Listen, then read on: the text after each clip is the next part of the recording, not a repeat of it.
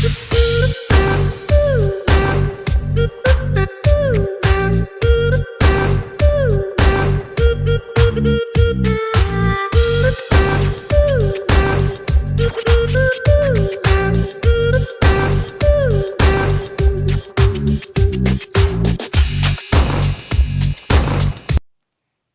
di sini saya akan menyampaikan dua topik. Topik pertama yaitu kemampuan berkomunikasi secara efektif. Yang kedua adalah aspek-aspek apa aja sih yang terkandung jika kita ingin berkomunikasi secara efektif. Kita bahas dulu topik pertama ya. Komunikasi, kemampuan komunikasi secara efektif. Nah, seorang individu akan sukses apabila mempunyai kemampuan dalam berkomunikasi secara baik dan juga efektif. Karena apa?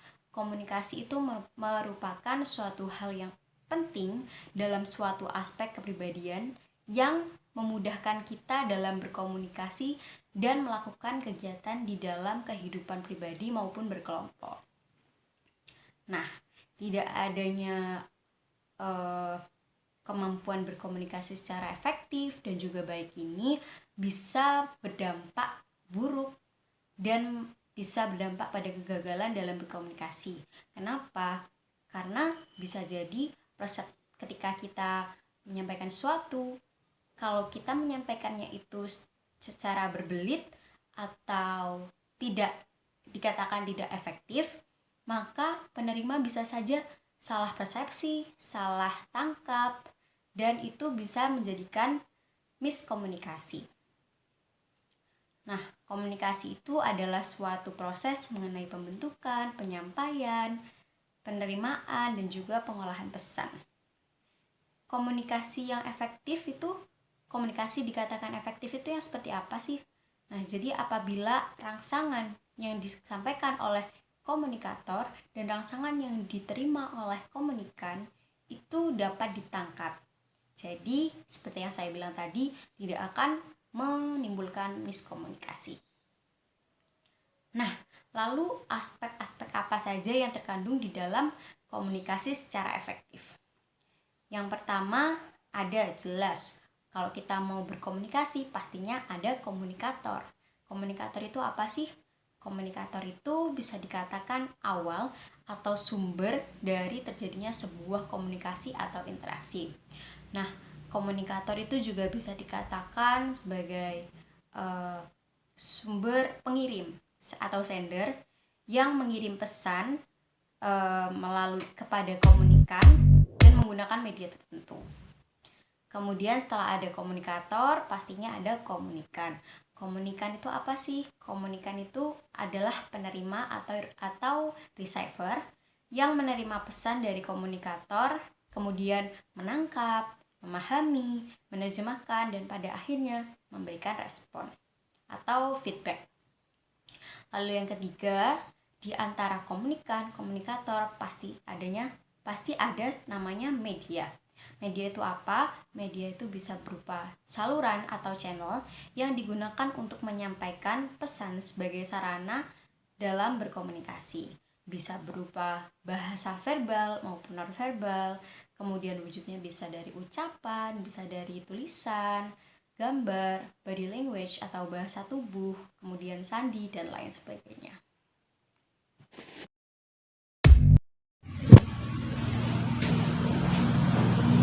Assalamualaikum warahmatullahi wabarakatuh. Perkenalkan, nama saya Siwi Enda Persiwati, NIM 1819101077.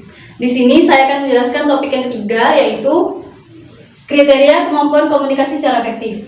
Kriteria kemampuan komunikasi secara efektif di sini dibagi menjadi 5. Yang pertama adalah tindakan. Tindakan di sini memiliki pengertian mendorong orang lain untuk melakukan tindakan sesuai yang kita inginkan. Misalnya, jika kita ingin meminta bantuan kepada teman kita, sudah pasti kita akan memulai berkomunikasi dengan orang lain dan kita akan meminta bantuan sehingga orang lain dapat melakukan tindakan sesuai yang kita inginkan. Kemudian, yang kedua adalah mempengaruhi sikap. Mempengaruhi sikap di sini memiliki pengertian dengan berkomunikasi kita juga mampu mempengaruhi sikap orang lain dan berusaha agar orang lain mampu memahami ucapan kita. Misalnya, jika kita berkomunikasi dengan teman kita dan kita memberikan saran kepada teman kita, sudah pasti tindakan atau sikap yang akan diambil oleh teman kita setidaknya akan terpengaruh oleh saran yang telah kita berikan. Kemudian, yang ketiga adalah memperbaiki hubungan. Memperbaiki hubungan di sini memiliki pengertian keefektifan komunikasi secara keseluruhan memerlukan suasana psikologis yang positif dan penuh percaya diri. Misalnya, di mana suatu komunikasi dapat mempererat hubungan antar seseorang dan bahkan dengan berkomunikasi kita juga dapat memperbaiki hubungan yang kurang baik. Kemudian, yang keempat adalah kesenangan. Dengan berkomunikasi, kita tidak hanya dapat menyampaikan maksud tertentu, melainkan juga dapat menimbulkan perasaan senang atau bahagia. Misalnya, jika ada teman kita yang tengah bersedih, dengan berkomunikasi kita mampu menghibur dan memberikan kesenangan kepada teman kita. Kemudian, yang terakhir adalah pemahaman. Pemahaman di sini memiliki pengertian penerimaan yang cepat, cermat atas kandungan rangsangan seperti yang dimaksud oleh pengirim pesan. Contohnya, jika pada saat perkuliahan kita kurang mampu memahami materi yang telah diberikan, dengan berkomunikasi dan bertanya kepada teman kita akan lebih terbantu dan akan lebih mudah memahami materi yang sebelumnya belum kita ketahui. Sekian presentasi dari saya, kurang lebihnya mohon maaf. Wassalamualaikum warahmatullahi wabarakatuh.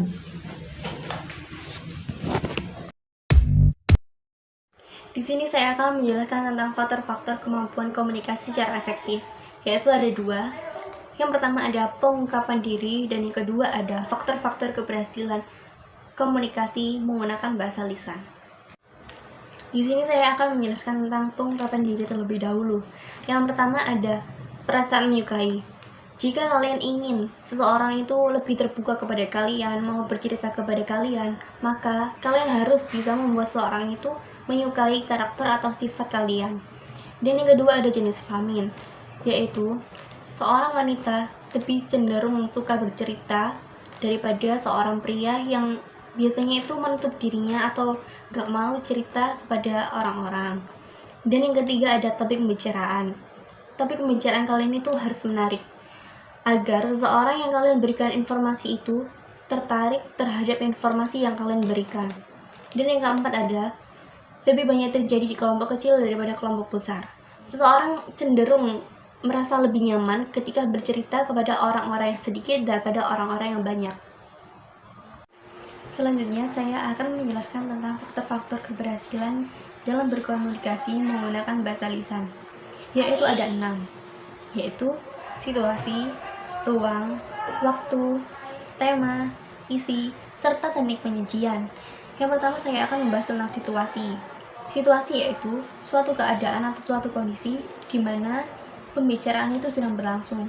Jadi kalian harus bisa membedakan kalian itu berbicara dengan orang yang perasaannya sedih ataukah bergembira. Dan yang selanjutnya ada ruang. Ruang di sini yaitu tempat di mana pembicaraan itu sedang berlangsung. Misalnya di lapangan ataukah di suatu gedung. Dan yang selanjutnya ada waktu.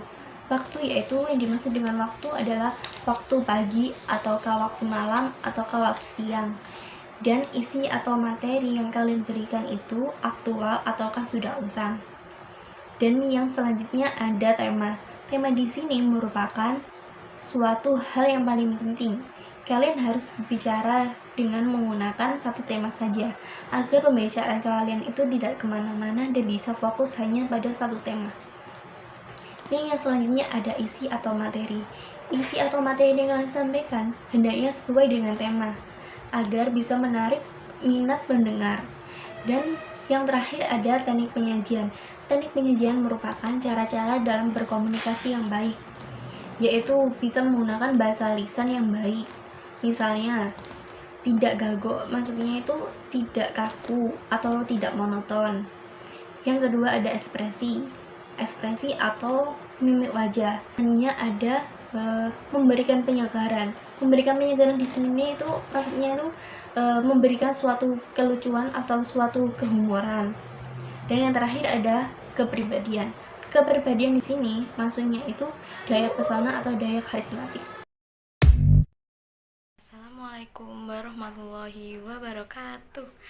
Nah, kali ini saya, Evi Nadila Gianita, akan mempresentasikan materi mengenai strategi dalam meningkatkan kemampuan komunikasi efektif. Jadi, ada 6 strategi dalam meningkatkan kemampuan komunikasi efektif. Tujuannya adalah agar kita bisa berkomunikasi secara benar dan efektif, dan informasi yang kita sampaikan dapat diterima oleh komunikan. Untuk strategi yang pertama adalah sadari mengapa keterampilan berkomunikasi penting dikuasai dan bermanfaat. Nah, dengan kita mengetahui apa manfaat dari keterampilan berkomunikasi efektif, maka tujuannya kita sudah jelas dalam mempelajari hal itu, sehingga dapat menumbuhkan rasa semangat dalam diri kita untuk terus belajar berkemampuan berkomunikasi secara efektif. Jadi, kita punya tujuan yang jelas dan apa yang kita pelajari tidak akan sia-sia. Nah, ada strategi yang kedua. Nah, strategi yang kedua yaitu ini. Pahami arti keterampilan berkomunikasi dan bentuk-bentuk perilaku komponen untuk mewujudkan keterampilan tersebut. Jadi, kita dapat mencari referensi atau situasi-situasi di mana kita bisa mempraktikannya. Nah, misal kita berada dalam situasi rapat. Nah, di situ kita dilatih untuk cara kita berkomunikasi dengan benar. Nah, sehingga dengan kita mempraktikannya secara langsung, maka kita bisa tahu arti dari keterampilan berkomunikasi dan komponen-komponen bentuk perilaku yang dibutuhkan dalam keterampilan berkomunikasi. Yang ketiga adalah meminta bantuan orang lain untuk memantau usaha kita serta memberikan evaluasi terhadap kemajuan dan kekurangan yang dimiliki. Jadi, kita harus meminta bantuan orang lain. Nah, untuk berlatih berkemampuan berkomunikasi. Dalam berkomunikasi itu tidak bisa satu orang, tapi harus 2 orang. Nah, dan orang lain ini itu bisa mengamati usaha kita selama kita berlatih berkemampuan berkomunikasi. Nah, mereka lah yang bisa memberikan saran, bisa memberikan evaluasi, bisa memberikan kritik kepada kita yang membangun kemampuan kita dalam berkomunikasi, sehingga perkembangan kemampuan komunikasi kita itu akan terus meningkat. Yang keempat adalah ini, keseluruhan latihan tersebut harus dibagi dalam bagian-bagian tertentu, tujuannya agar bisa merasakan keberhasilan usaha yang telah dilakukan.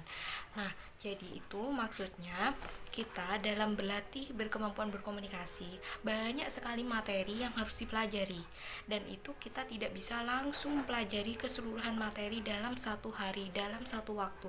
Kita harus membaginya per bagian, dan tentunya itu akan lebih efektif. Nah, kita bisa langsung merasakan usaha dari latihannya kita, keberhasilan usaha dari latihannya kita seberapa, karena topik yang kita pelajari tidak langsung banyak, tetapi perbagiannya itu seperti itu.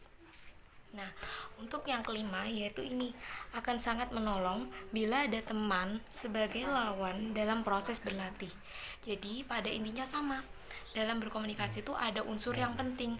Unsur yang penting itu ada komunikator, artinya orang yang menyampaikan pesan atau informasi, dan yang kedua adalah komunikan. Komunikan itu adalah orang yang menerima informasi. Jadi intinya dalam berlatih berkomunikasi tidak bisa satu orang diri, tetapi butuh orang lain yang tentunya dapat membantu kita, dapat memberikan evaluasi kepada kita. Nah, dalam kita saat kita berlatih berkomunikasi seperti itu. Jadi butuh bantuan orang lain dan berkomunikasi tidak bisa satu orang saja, karena kita bisa mengetahui perkembangan kita dari pendapat orang lain, dan tentunya akan lebih objektif pendapat yang diberikan oleh orang lain itu. Dan yang terakhir adalah ini, mengkomunikasikan dengan seluruh komponen tersebut terus-menerus dilatih dan dipraktikkan sampai akhirnya menjadi bagian dari diri sendiri. Jadi pada intinya keseluruhan proses, keseluruhan latihan yang telah kita pelajari tidak bisa berhenti di situ saja, tetapi harus dilatih, dipraktikkan secara terus-menerus, sehingga nantinya akan menjadi jati diri kita, bagian yang melekat pada dalam diri kita dalam berkomunikasi seperti itu, dan tidak akan hilang begitu saja materi yang sudah kita pelajari. Jadi tidak akan sia-sia dan melekat menjadi jati diri kita sendiri. Sekian presentasi dari saya, kurang lebihnya saya mohon maaf. Wassalamualaikum warahmatullahi wabarakatuh. Saya Andika Prasika. Di sini saya akan menjelaskan mengenai faktor pendukung dan faktor penghambat sebuah komunikasi. Suranto dalam bukunya yang berjudul Komunikasi Sosial Budaya menjelaskan bahwasanya ada faktor pendukung sebuah komunikasi. Faktor pendukung komunikasi memuat 3 hal poin penting. Yang pertama adalah komunikator harus memiliki integritas yang tinggi, karena komunikator menjadi elemen awal terjalinnya sebuah komunikasi. Yang kedua adalah komunikan. Nah, di sini komunikan harus memiliki pengetahuan yang luas agar terjadi sinkronisasi dengan komunikator. Yang ketiga adalah pesan. Pesan di sini harus memiliki beberapa poin penting. Yang pertama adalah disampaikan dengan jelas dan detail. Yang kedua adalah bahasa ataupun simbol yang digunakan oleh komunikator dan komunikan harus saling dipahami. Yang ketiga adalah tidak terjadi multi penafsiran di antara keduanya. Selanjutnya adalah faktor penghambat sebuah komunikasi.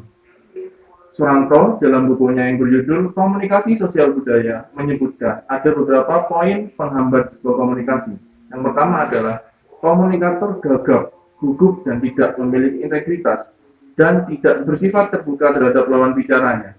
Yang kedua adalah komunikan mengalami gangguan pendengaran dan tidak memperhatikan pembicaraan komunikator.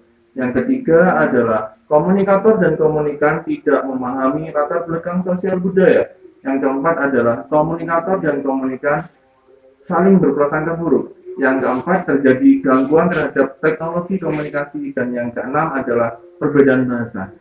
Di antara keenam faktor yang menjadi penghambat komunikasi, semuanya akan berdampak pada komunikasi yang terjalin. Bisa saja tidak ada pesan yang disampaikan ataupun tidak ada feedback di antara keduanya, sehingga komunikasi antara komunikator dan komunikan tidak terjalin dan bisa saja tidak terjadi kepahaman antara keduanya.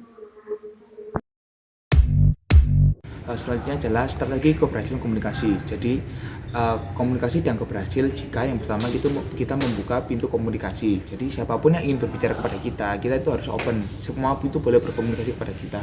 Yang kedua, itu kita harus sopan dan ramah kepada lawan bicara kita. Jadi kita itu harus memberikan citra yang baik bagi mereka. Jadi jangan sampai mereka takut berkomunikasi kepada kita. Yang ketiga itu jangan malu meminta maaf jika membuat kesalahan. Jadi setiap komunikasi kan ada salahnya juga ya. Jadi kita kalau salah itu meminta maaf, walaupun kita salah tindakan, salah perkataan atau salah apapun itu kita minta maaf. Yang keempat itu penuh perhatian. Jadi lawan bicara kita itu harus kita kasih perhatian lebih biar nyambung gitu. Jadi kan komunikasi kan harus mengetahui apa yang dia bicarakan, jadi kita harus perhatian ke dia dan kita nanti akan menimbulkan komunikasi yang bagus. Yang terakhir itu jujur dan adil. Jadi setiap komunikasi itu kita harus menyampaikan fakta, ya jujur gitu. Kita harus menyampaikan fakta dan kita harus adil. Adil dalam hal apa? Kalau kita benar, kita mengakui kalau dia benar, dia juga kita mengakui dia benar. Jangan sampai kita benar, harus kita benar dan harus dia salah. Itu nggak boleh, itu nggak adil namanya. Ya selanjutnya itu kemampuan untuk dikatakan berhasil tidaknya suatu komunikasi. Yang pertama itu interpretasi, kompetensi interpretasi. Jadi kita itu harus bisa menginterpretasi kondisi lingkungan sekitar kita. Yang kedua itu goal kompetensi goal itu apa maksudnya itu adalah bagaimana kemampuan kita untuk mencapai suatu tujuan tersebut, terus meminimalisir konsekuensi dan kita itu melakukan tindakan untuk selanjutnya. Yang ketiga itu adalah role kompetensi. Jadi kita itu harus mengetahui kita itu dalam posisi gimana dan kita harus memerankan hal apa di suatu komunikasi tersebut. Yang keempat itu self kompetensi. Jadi kita itu harus mengetahui diri kita sendiri itu harus ditempatkan di posisi mana saat berkomunikasi. Dan yang terakhir adalah message comprehension, yaitu bagaimana kita menyampaikan pesan-pesan yang baik kepada lawan bicara kita secara verbal maupun non verbal.